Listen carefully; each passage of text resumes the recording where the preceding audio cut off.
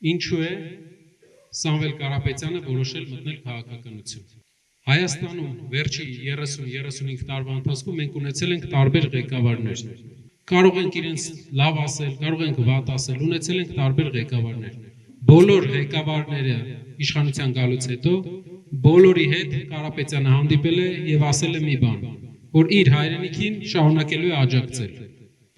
Հարյուրավոր միլիոններ ուղարկել է Հայաստան։ Վերջի 20 տարում ամենաշատ բարեգործական ծրագրեր արած անհատն է Հայաստանում։ Մենք չենք սիրում սա ասել, սա ասում եմ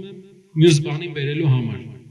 Ինչա դա բերել մեր ժողովրդին։ Այդքան հարյուրավոր միլիոններ Հայաստան ուղարկվելուց, տասնյակ եւ հարյուրավոր միլիոններ Արցախի մեջ ներդրում անելուց հետո մենք տեսնում ենք, որ մի ստորագրությամբ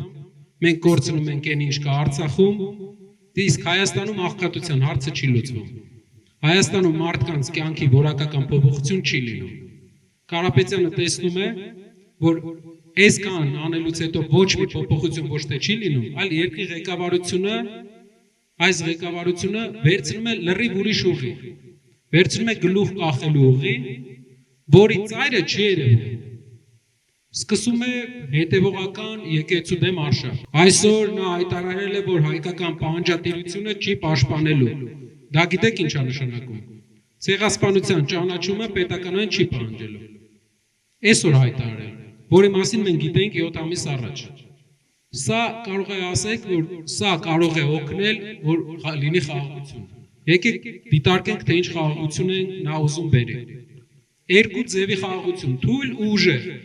Թույլ խաղաղությունը դա այն խաղաղությունն է, որ մենք մեր դուռը բացում ենք հակառակորդի ազգի ներկայացուցիչների առաջ։ Երբ որ մենք դուռը բացում ենք իրենց Հայաստան գալու առաջ։ Հարևան երկրի ղեկավարը բազմաթիվ անգամ ասել է, որ իրենք պետք է գան։ Որտեղ բոլոր պահանջները, այլ պահանջ չկա, որ ունենա ինքը։ Ինչ ուզել է, ստացել է, հիմա վերջի մի հատ նոր պահանջ է մտածել, որ այստեղ պետք է գան իր այն մարդիկ, ովքեր Գորիսում երբեք չեն ապրել, ասենց ասեմ։ Իմացաք ում մասին է խոսքը։ Ու գան սերմ դնեն Հայաստանում։ Դա թույլ խաղաղությունն է։ Խաղաղությունը լինելու է երկու դեպքում է։ Ուժեղ խաղաղությունը դա այն խաղաղությունն է, որի մենք հասելու ենք ուժեղ ձևի, այսինքն մեր դուռը փակ է լինելու, հարևանների հետ հավասարը հավասարի հետ պես ենք շփվելու։ Հայաստանից ներս գանք, տնտեսությանը կանգնայինք։ Որևէ մեծ ընկերություն 8 տարվա ընթացքում Հայաստան եկել է, աշխատատեղերի աճ։ Մենք տեսել ենք, որ գործարաններ լինեն, աշխատատեղեր ստեղծվեն, կոնկրետ աշխատատեղեր։ Գիտեմ, ասֆալտ արվել։ Ճիշտ է, բայց այդ ասֆալտը արվել է հարկերից ու պետական պարտքից։ Մի քանի բան արել։ Ծախս արել։ Եկամուտ չի բերել։ Իրական առաջնորդը, այն առաջնորդն է, որ եկամուտ բերող բաներ է բերում երկիր։ Ներդրումները դրանք եկամուտ են թե բյուջեի համար, թե աշխատատեղ են ժողովրդի համար, բարձր աշխատավարձեր ապահովելու համար։ Մեր երկրի ղեկավարը մեր երկրի 8 տարվա մեջ ավելի շատ պարտք է վերցրել, քան մեր երկիրը 28 տարվա մեջ մինչև իրար։ Դե պարզա այդ 8 տարվա մեջ վերցրած պարտքը ժողովրդի առաջ ցույց է տալի։ Ձեր հարևաններից ովքեր իրան աջակցում են, կարող ասեք ճիշտ է,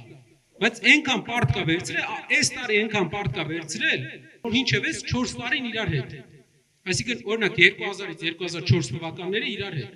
3 տարվա պարտք մի տարում վերցնում է։ Ամեն ամիս $100 միլիոն պարտք է վերցնում մարդը։ Ամեն օր $3 միլիոն Հայաստանի վրա պարտք է, վարկով ենք ապրում։ Ներդրող չկա։